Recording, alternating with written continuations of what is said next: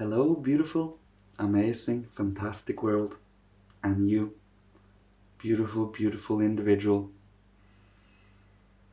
Today, I would like to speak about breathing in the silence, in this present moment. And from within this silence, everything comes out. The spiritual world, the astral, your movements in the etheric, your physical body, your ego, your thoughts, your emotions, and so on. The more we immerse ourselves in spiritual science and esoteric scholarship, by being able to, study all the different concepts and pictures that relates to reality and the spiritual tableau behind the physical. The more we study and the more we get to know these aspects of ourselves that we normally never ever even consider in life, which is why it is so, out of the norm, the more you get to know it. So the more you immerse yourself in your personality, in your interests, in your empathy and understanding for others, in your deepening of life, in your grabbing a hold of and trying to study life not only with our physical touch and our outer body, but also grasping it with our thoughts, feeling it with our emotions, being able to see the spiritual reality behind physical results, spiritual facts behind physical results.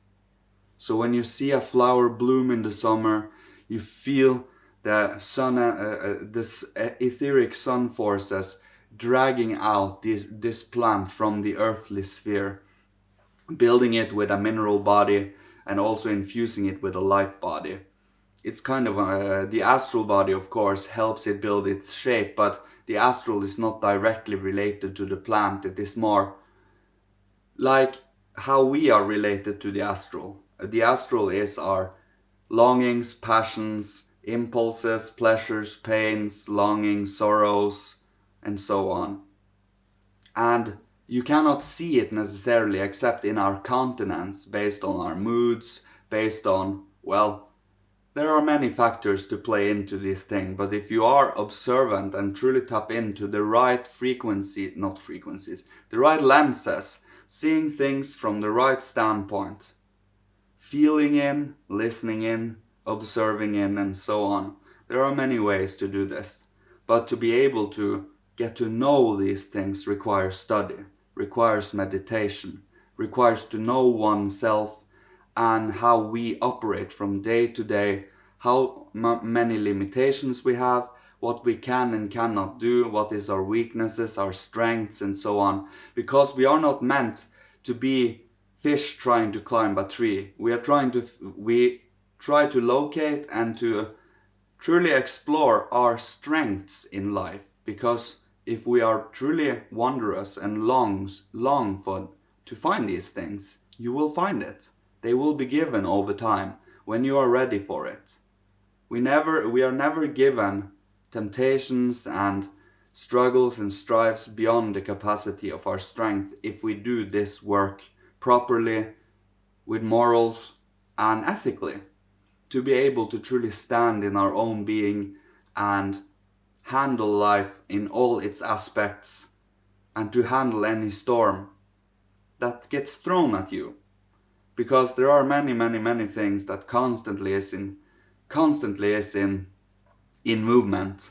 And I personally, I have a lot of inner life, should we call it, that has to constantly be calmed down and kept in a certain harmony and balance. If I don't, I become ill. My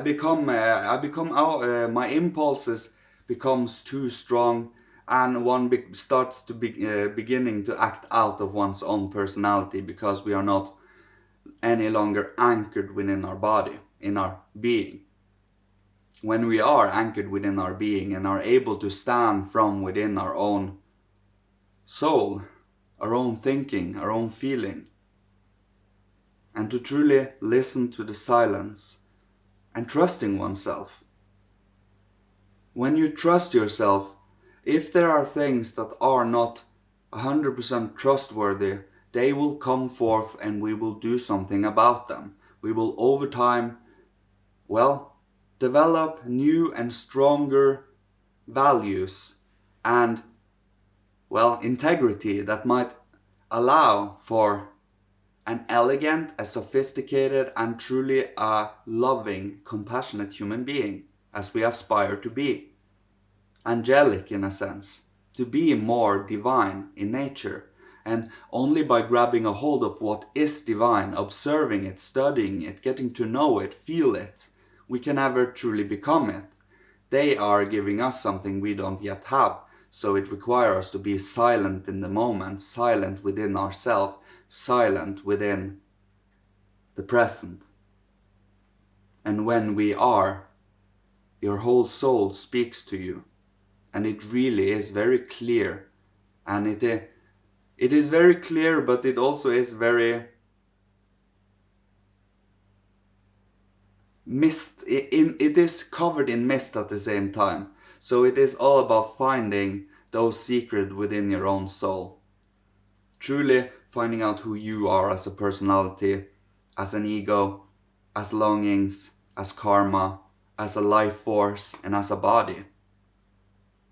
And to start to cultivate what for the future everyone should be able to partake in the future, by having some people in this present moment to cultivate it for the future, because without anyone there wouldn't be any. So when you take a hold of morality, love, compassion, understanding, nurture for yourself, you can do it for others. And it is fully up to you if you choose to take it all for yourself or choose to share a little with others too.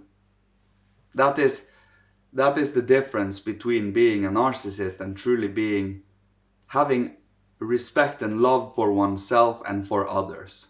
You see the difference?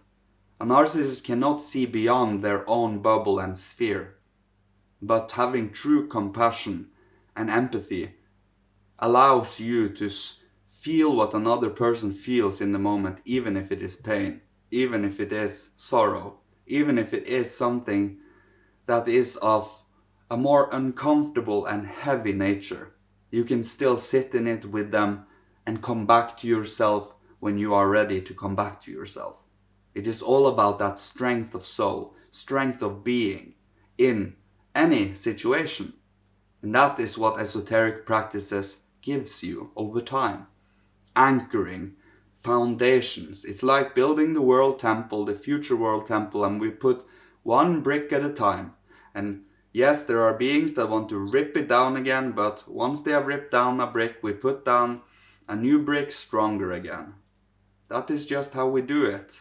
Because if we constantly were to fight those that destroy the bricks, how would we ever be able to build that temple? No, we just keep on going, keep on studying. That is the picture.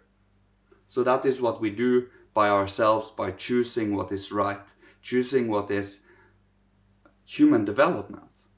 And not listen to those that say, hey, you think you're better than anyone, you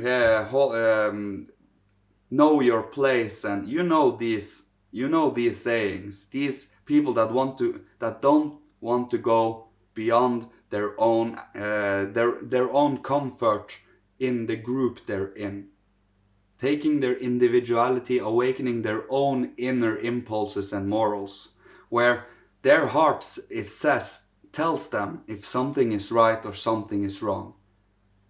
You do know that you feel pain when you see something that is, oppressive, lying, hateful, and you feel joy when you see someone help someone else, if you have a healthy soul and spirit. That is the aesthetic beauty.